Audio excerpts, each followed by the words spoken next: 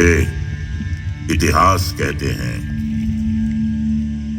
ऊंचे मीनारों में, मोटी दीवारों में, महलों की रंगत में, महफिलों की संगत में मैं हूं, मेरा जिक्र है। राजा रजवाड़ों, सल्तनत और सुल्तानों के बनने बिगड़ने की संपूर्ण दास्तां हूं मैं। वक्त की ऊंची मीनार पर बैठा मैं निहार रहा हूं गोलकुंडा को।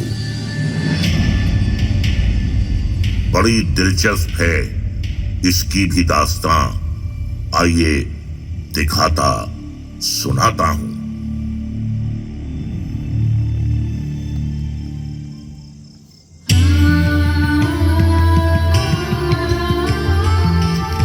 गोलकोंडा नाम दिलचस्प है और इतिहास तो और भी ज्यादा।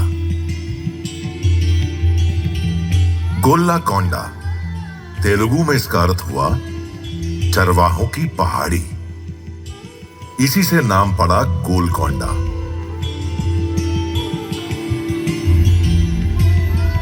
पास में एक पुरानी बस्ती थी, नाम था मंगलावरम। उसी से सटी एक विशाल पहाड़ी और उस पर बना ये किला गोलकोंडा। मध्यकाल में बना ये किला तब दक्कन के सबसे मजबूत किलों में से एक था, जिसने दक्कन की राजनीति में बेहद ही महत्वपूर्ण भूमिका निभाई।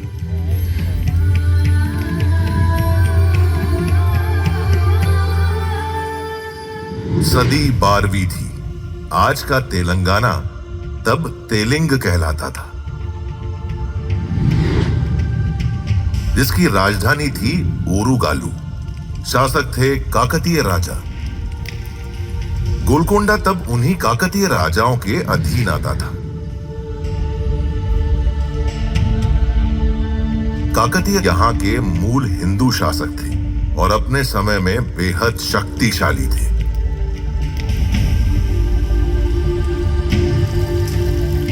देश विदेश में फैल रही उनकी ख्याति ने विदेशी आक्रमणकारियों को इस तरफ आकर्षित करना शुरू कर दिया। ऐसे में अपने साम्राज्य की रक्षा के लिए काकतीय राजा प्रताप रुद्र ने एक बड़ा फैसला किया।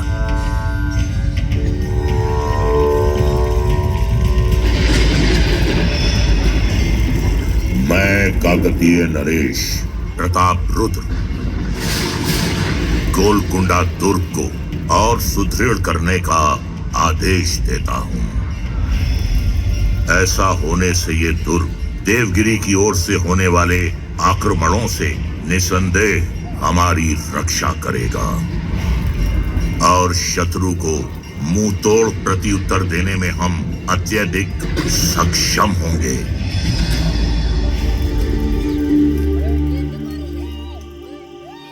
जंग से बड़ी है जंग की तैयारी, जो तैयार नहीं वो नुकसान उठाते हैं भारी।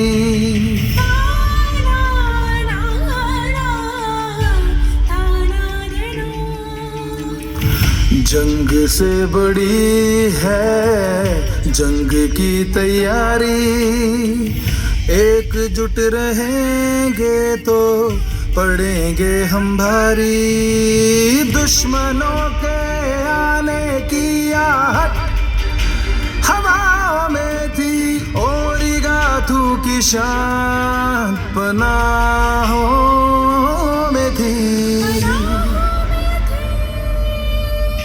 राजा ने किया एक फरमान जारी, गोलकोंडा बनेगा और दुर्गम और भारी।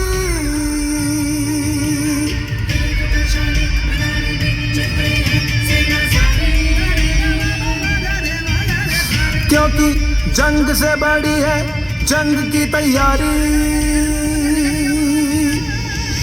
जंग से बड़ी है जंग की तैयारी,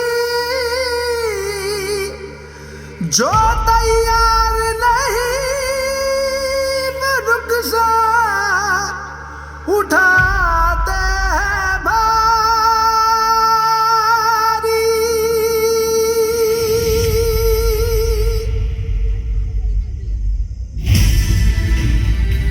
काकतीय राजाओं ने संपूर्ण पराक्रम और वीरता के साथ लड़ते हुए दशकों तक गोलकोंडा सहित वारंगल की रक्षा की। काकतीय साम्राज्य की समाप्ति के बाद मुसुनुरी प्रोलया नायक जैसे बहादुर स्थानीय शासकों ने भी पूरे पराक्रम से लड़ते हुए अपने राज्य से आक्रमणकारियों को खदेड़ दिया। लेकिन आखिरकार वारंगल के सुरक्षा चक्र में सेंध लग गई।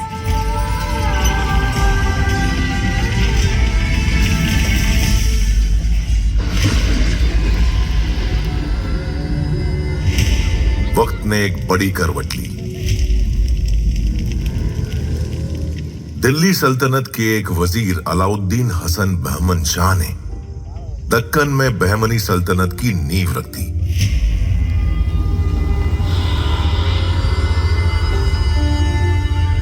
बहमन शाह वारंगल फतह करने का ख्वाब लेकर गोलकुंडा की ओर कूच कर गया। लेकिन उसका सामना हो गया वारंगल साम्राज्य के शासक प्रोलया नायक के उत्तराधिकारी मुसुनुरी कपया नायक से, जिन्होंने संपूर्ण शौर्य और साहस के साथ युद्ध करते हुए गोलकोंडा से आक्रमणकारियों को खदेड़ दिया और किले पर दोबारा कब्जा जमा लिया।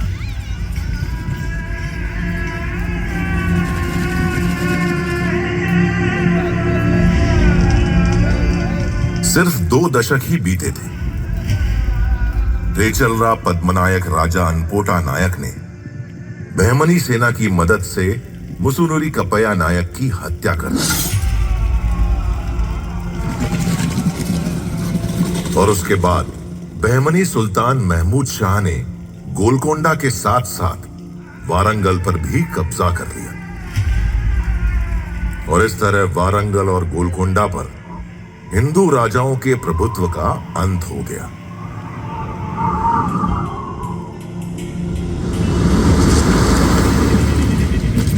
मैं इतिहास वक्त के इस मोड़ पर एक बड़े बदलाव की आहट को महसूस कर रहा हूं।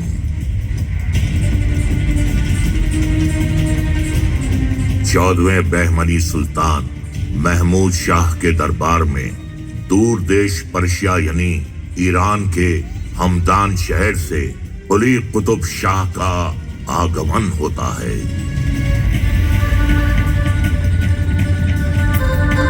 कुली कुतुब शाह बहमनी सल्तनत का अहम सूबेदार बन जाता है। काबिलियत ऐसी कि 7 साल में ही उसे वारंगल का कुतुब उल मुल्क यानी गवर्नर बना दिया जाता है। गोलकुंडा की जागीर सौंप दी जाती है।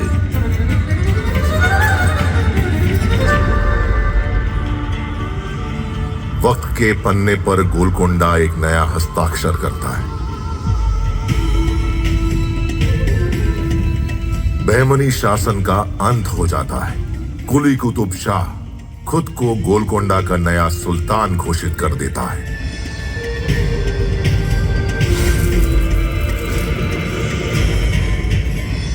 मैं कुली कुतुब शाह खुद को सूबाए तेलंगाना का सुल्तान घोषित करता हूं। सल्तनत अब से कुतुब शाही सल्तनत के नाम से जानी जाएगी। विलाय गोलकुंडा सल्तनत की दारुल हुकूमत होगी।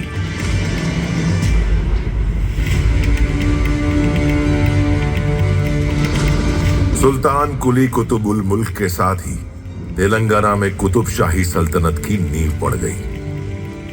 सुल्तान कुली ने गोलकोंडा को अपनी राजधानी बना ली, किले का सौंदर्यीकरण कराया और नाम रख दिया मुहम्मद नगर।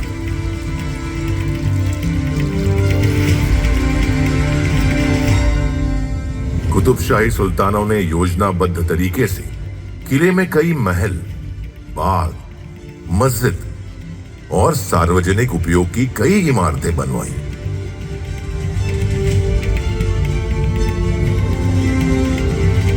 सात किलोमीटर के दायरे में फैले इस किले में 8 दरवाजे हैं। प्रवेश द्वार बाला हिसार के आगे दीवाने खास और दरबार है।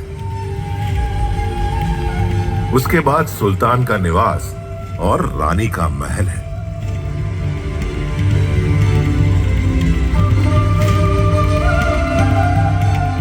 इन सबसे परे है महाकाली मंदिर, जहां अब भी हर साल बड़ी धूमधाम और धार्मिक हर्षोल्लास के साथ आयोजित होती है लोकप्रिय बोनालू जात्रा।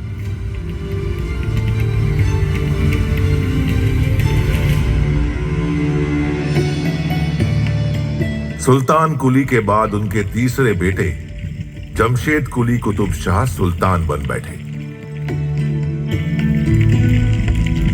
बड़े भाई जमशेद कुली के साथ चले लंबे संघर्ष के कारण छोटे भाई इब्राहिम कुली को गोलकोंडा छोड़कर मजबूरन विजयनगर साम्राज्य में राम राय के अधीन शरण लेनी पड़ी।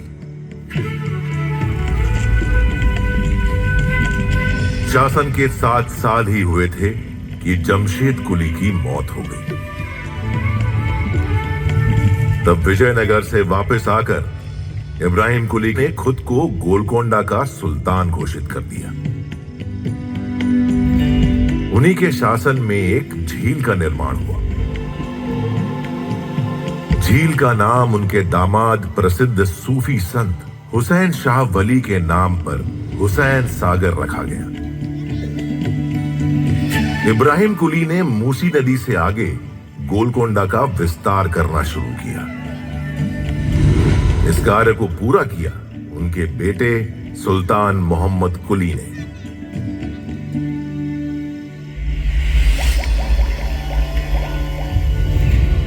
फारसी और दक्कनी साहित्य के अलावा तेलुगु भाषा से भी सुल्तान इब्राहिम का गहरा लगाव था।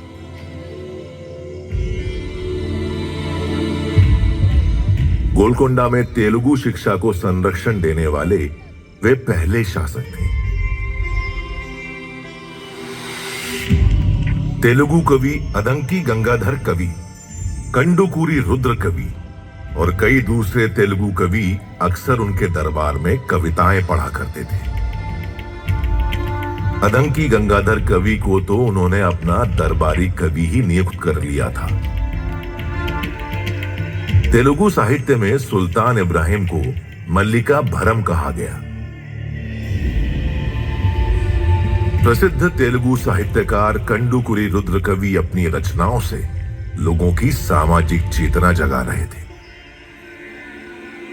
यक्षगान को लोकगीत और नाट्य दोनों रूपों में लिखकर उन्होंने इतनी ख्याति हासिल कर ली कि सुल्तान इब्राहिम कुली खुद उनके मुख से सुनकर उसका आनंद उठाना चाहते थे।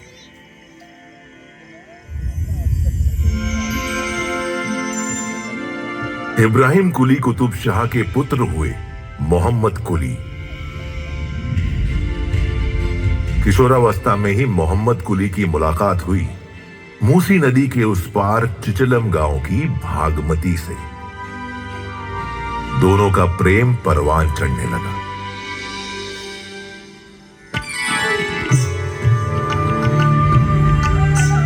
वालिद इब्राहिम कुली ने ज्यादा सख्ती ना दिखाने में ही सल्तनत की भलाई समझी और इस तरह भागमती और मोहम्मद कुली एक दूजे के हो गए।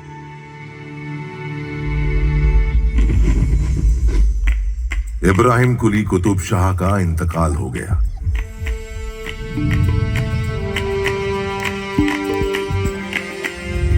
शहजादे वारिस मोहम्मद कुली कुतुब शाह गोलकोंडा के सुल्तान बन गए। उम्र थी मात्र 14 साल।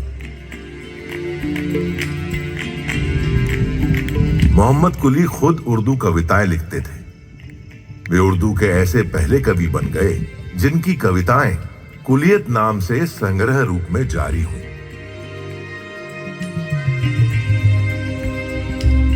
वास्तुकला की इस्फहानी शैली का प्रयोग करते हुए मोहम्मद कुली ने शहर हैदराबाद बसाया। ईस्वी सन 1591 में चार कमान प्लाजा के बीच विश्व प्रसिद्ध चार मीनार की तामीर करवाई। 11 सुंदर बाग लगवाए और शहर का नाम दिया भागनगर।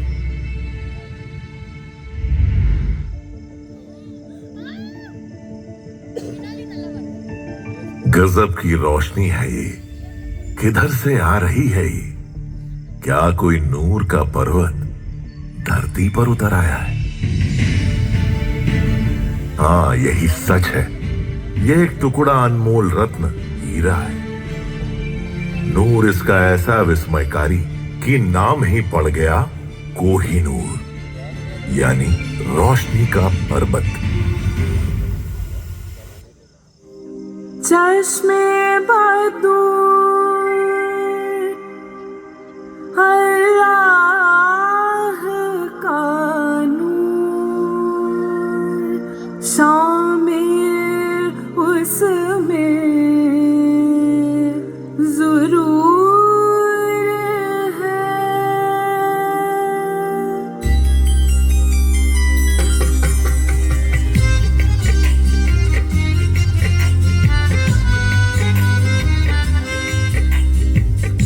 चश्मे बदूर अल्लाह का नूर, शामिल उसमें ज़रूर है। इतना नायाब जैसे हो ख्वाब मिल जाए तो वो सुरूर है। सबसे अलग, सबसे जुदा, उस पे तो हर एक दिल है फिदा। दुनिया जहां जिस पे कुर्बान शाने हिंदुस्तान, कोहिनूर है।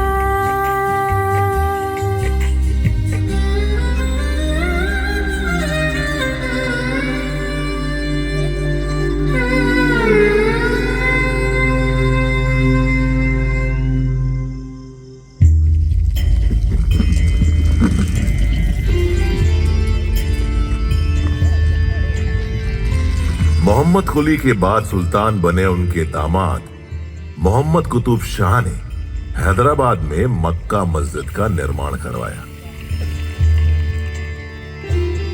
मोहम्मद कुतुब शाह और उनकी पत्नी हयात बख्शी बेगम के बेटे सुल्तान अब्दुल्ला कुतुब शाह के राज में तेलुगु राज्य का विस्तार उत्तर में गंजम से लेकर दक्षिण में चेन्नई तक हो गया।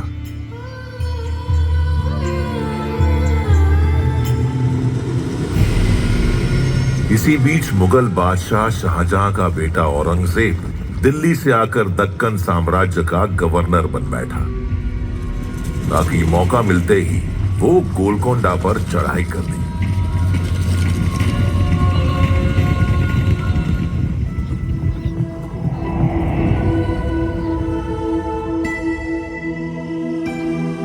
बल से हारे औरंगजेब ने छल का सहारा लिया। सुल्तान अब्दुल्ला कुतुब शाह के साथ उनके अपने ही आदमी ने विश्वासघात किया। औरंगजेब ने सुल्तान को बंदी बनाकर उन्हें उनके ही किले में ही कैद कर लिया।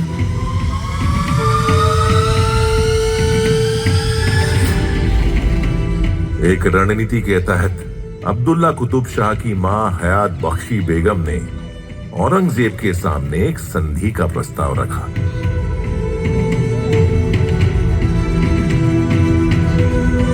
अपनी रिहाई और गोलकोंडा पर राज करने की एवज में अब्दुल्ला कुतुब शाह ने औरंगजेब के बेटे मोहम्मद सुल्तान को रामगीर की जागीर दे दी और उसे अपना दामाद भी कबूल कर लिया।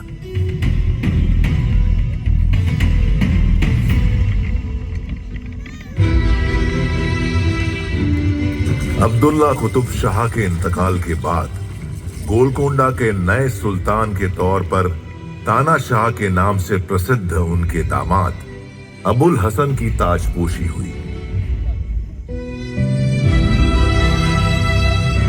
अबुल हसन ने शासन के महत्वपूर्ण पदों पर काबिल और सक्षम हिंदू मंत्रियों की नियुक्ति की। उन्हीं में से 2 सगे ब्राह्मण बंधु थे, अक्कन्ना और मदन्ना।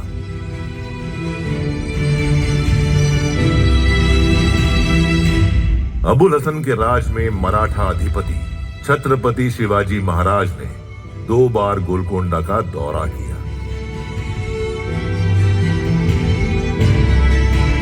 पहले सन 1672 में, फिर सन 1677 में।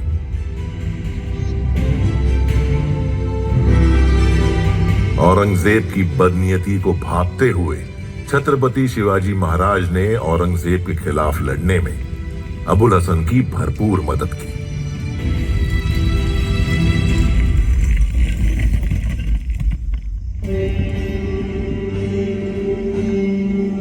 सुल्तान अबुल हसन ने अपनी प्रजा से सीधा संवाद बनाना शुरू कर दिया। सुल्तान एक दिन जा पहुंचे कुचिपुड़ी गांव। गांव वालों ने अपना पारंपरिक नृत्य पेश कर उनका स्वागत किया। सुल्तान खुश हुए और उन्होंने इस नृत्य का नाम रख दिया कुचिपुड़ी नृत्य।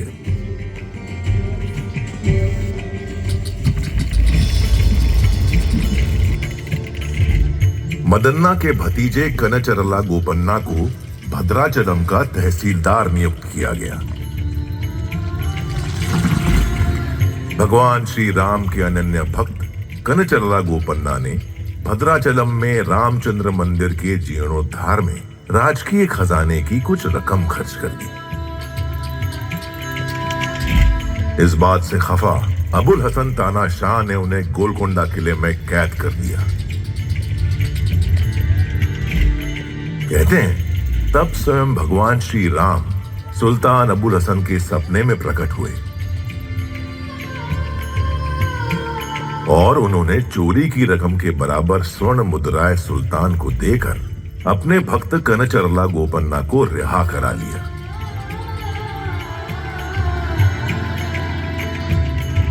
तब से कनचरला गोपन्ना भक्त रामदासू के नाम से प्रसिद्ध हो गए। राम भक्ति की ये अद्वितीय कथा आज भी यहां जनमानस में बसी हुई है। रामदासू कीर्तन के नाम से प्रसिद्ध उनके भक्ति गीत कर्नाटक संगीत का महत्वपूर्ण हिस्सा बन गए।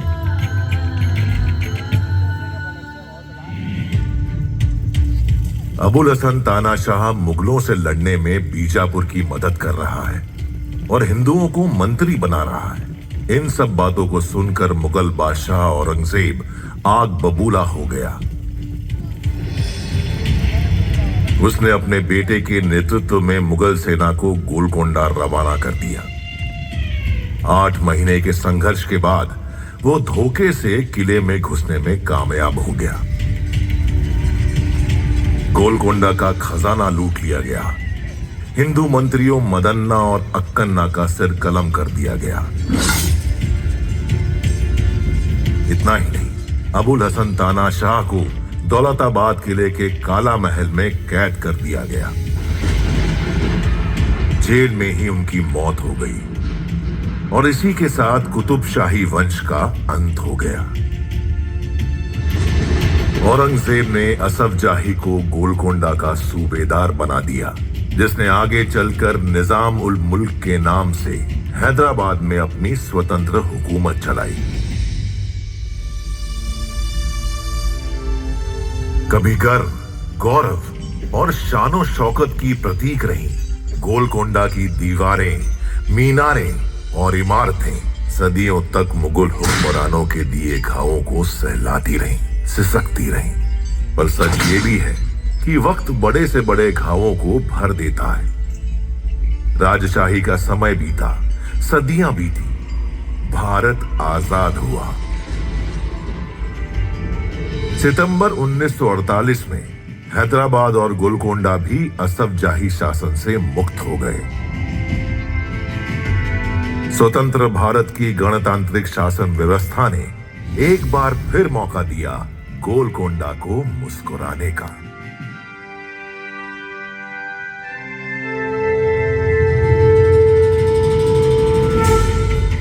मैं इतिहास वक्त के ऊंचे मीनार पर बैठा निहार रहा हूं गोलकुंडा को। अतीत के पन्नों में झांकते हुए एक बार फिर मुस्कुरा उठा है गोलकुंडा। गोलकुंडा जहां वक्त की रेशमी तह पर पिस्सों के मोती गढ़े गए हैं। गोलकुंडा जिसे इंतजार है सूरज की पहली चमकती किरणों का,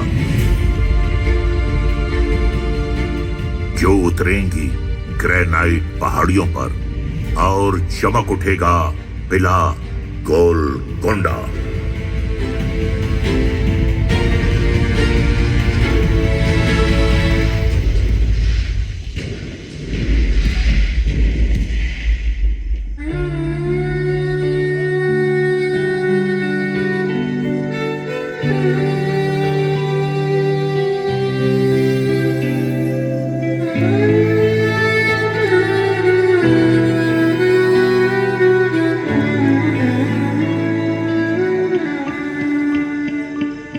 तेरे सीने में जो उभर निकलते हैं वो कोई संग नहीं, एक रंग नहीं। तेरे सीने में जो उभर निकलते हैं वो कोई संग नहीं, एक रंग नहीं। सतरंगी है वो, मदरंगी है वो, सतरंगी है वो, मदरंगी है वो। भारत की शान गोलकुंडा, भारत की शान गोलकुंडा, रुतबा ईमान गोलकुंडा, भारत की शान गोलकुंडा।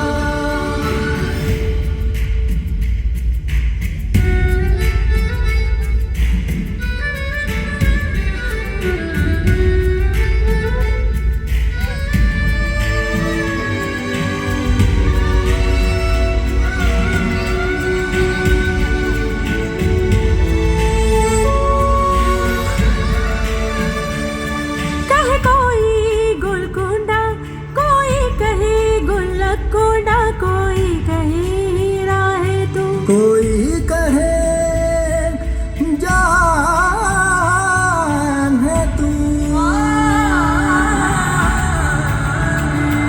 तेरी शान के सदके हैं गुलफाम के सदके हैं, तेरी शान के सदके हैं ईमान के सदके, तेरे दिलो जान ये सदके हैं। दरियाए नूर तुझसे है, कोहिनूर तुझसे है, दिल ऐ फितूर तुझसे है, साही ये नूर तुझसे है। सतरंगी है वो, मदरंगी है वो, सतरंगी है वो, मदरंगी है वो। भारत की शान